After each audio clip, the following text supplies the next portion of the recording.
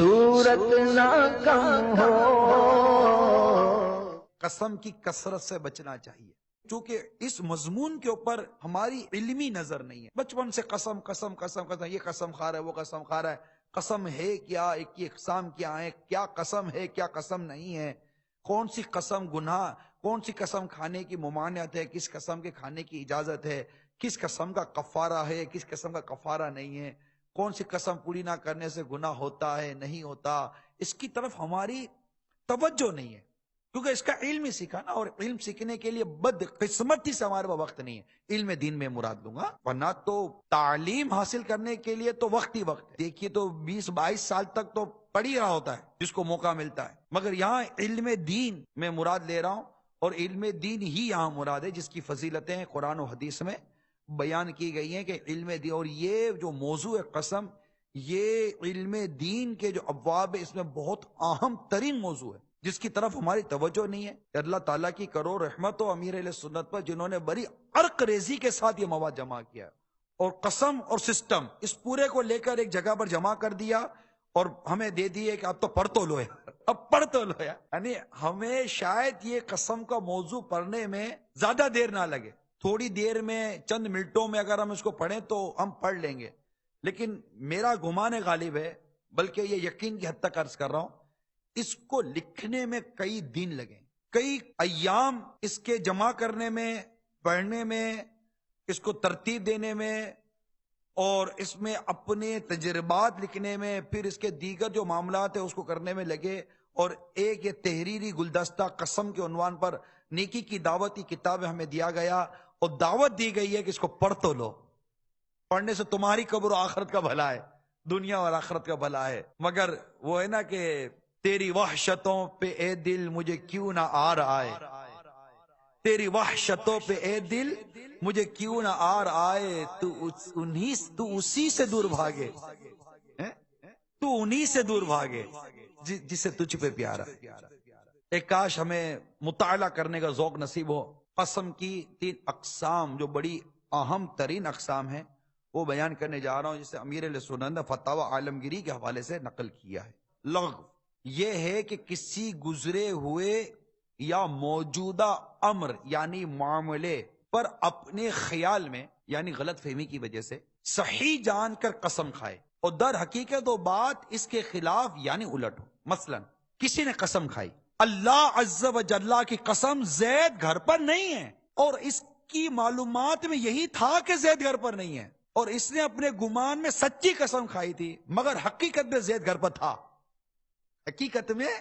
زید گھر پر تھا، یہ قسم لغو کہلائے گی، یہ معاف ہے اور اس پر کفارہ نہیں۔ کتنی معلومات کی بات ہے، اپنے جھوٹا آدمی ہے، گھر پہ تھا پھر بھی جھوٹ بولتا ہے۔ یہ علم،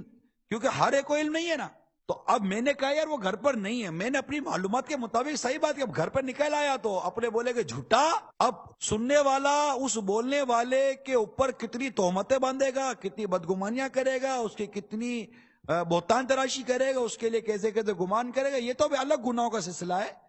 اور بہت عجیب و غریب یہ معاملہ ہمارے یہاں ہوتا ہے، یعنی کہ یہ گمان بھی ہم نہیں کرتے کہ یار ہو سکتا ہے اس نے بیچارے کو غلط فہمی ہو گئی ہو، وہ گھر پہ تھا اور اس نے غلط فہمی میں کہہ دیا تھا کہ وہ گھر پر نہیں ہے۔ یہ تو کبھی ہمارے خیال میں آئے گا ہی نہیں نا،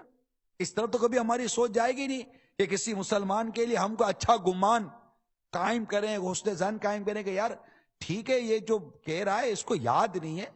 جو اس کو یاد ہے یہ اسی پر قسم لے رہا ہے، کوئی درگزر، کوئی معافی، تو کوئی حسن ظن، یہاں مطلب ہمارے پاس چونکہ علم نہیں ہے نا، کہ ایک شخص قسم کھا کر کہہ رہا اللہ کی قسم زید گھر پر نہیں ہے، اور اس کی معلومات بھی یہی کہ زید گھر پر نہیں ہے، اور اس نے گمان میں سچی قسم کھائی تھی مگر حقیقت میں زید گھر پر تھا، یہ قسم لغو کہلائے گی، یہ معاف ہے، اس پر کفارہ بھی نہیں۔ اب دوسری غموس، غین میم واو سین، یہ ہے کہ کسی گزرے ہوئے یا موجودہ امر یعنی معاملے پر دانستہ یعنی جان بوجھ کر جھوٹی قسم کھائے، کسی گزرے ہوئے یا موجودہ پاسٹ اینڈ پریزنٹ امر پر یعنی معاملے پر دانستہ یعنی جان بوجھ کر جھوٹی قسم کھائے۔ مثلا کسی نے قسم کھائی اللہ عز و جل کی قسم زید گھر پر ہے، اور وہ جانتا ہے کہ حقیقت میں زید گھر پر نہیں ہے، تو یہ قسم غموس کہلائے گی، یہ قسم کھانے والا صد گناہگار ہوا. استغفار و توبہ فرض ہے مگر کفارہ لازم نہیں. نمبر 3 منعقدہ، میم نون عین قاف موٹا کا دال ہا. منعقدہ یہ ہے کہ آئندہ کے لیے قسم کھائی، فیوچر کے لیے قسم کھائی. مثلاً یوں کہا رب عز و جل کی قسم میں کل تمہارے گھر ضرور آؤں گا، مگر دوسرے دن نہ آیا تو قسم ٹوٹ گئی. اس سے کفارہ دینا پڑے گا اور بعض صورتوں میں گناہگار بھی ہوگا. یہ 3 قسمیں قسم کی یاد رکھنے کی ہے، جسے نیکی کی دعوت کتاب کے صفحہ نمبر 162 پیج پر امیر سنت نے نقل کیا. اب خلاصہ آگے خود بیان کرتے ہیں. خلاصہ یہ ہے کہ قسم کھانے والا کسی گزری ہوئی یا موجودہ بات کے بارے میں قسم کھائے تو وہ یا تو سچا ہوگا یا پھر جھوٹا. اگر سچا ہوگا تو کوئی حرج نہیں، اور اگر جھوٹا ہوگا تو اس نے وہ قسم اپنے خیال کے مطابق اگر سچی کھائی تھی تو اب بھی حرج نہیں، یعنی گناہ بھی نہیں اور کفارہ بھی. ہاں اگر اسے پتا تھا کہ میں جھوٹی قسم کھا رہا ہوں تو گناہگار ہوگا مگر کفارہ نہیں ہے. اور اس نے آئندہ کے لیے کسی کام کے کرنے یا نہ کرنے کی قسم کھائی تو اگر وہ قسم پوری کر دیتا ہے تو فبیہا، یعنی بہتر ہے، خوب بہتر، ورنہ کفارہ دینا ہوگا اور بعض صورتوں میں قسم توڑنے کی وجہ سے گناہگار بھی ہوگا. یہاں تک قسم کی جو 3 اقسام تھی اس کا بیان کیا. میرے میٹھے اور پیارے اسلامی بھائیو، مدنی چینل کے ناظرین، اس سے غور کیجئے کہ قسم کی اہمیت اور یہ علم سمجھنے کی کس قدر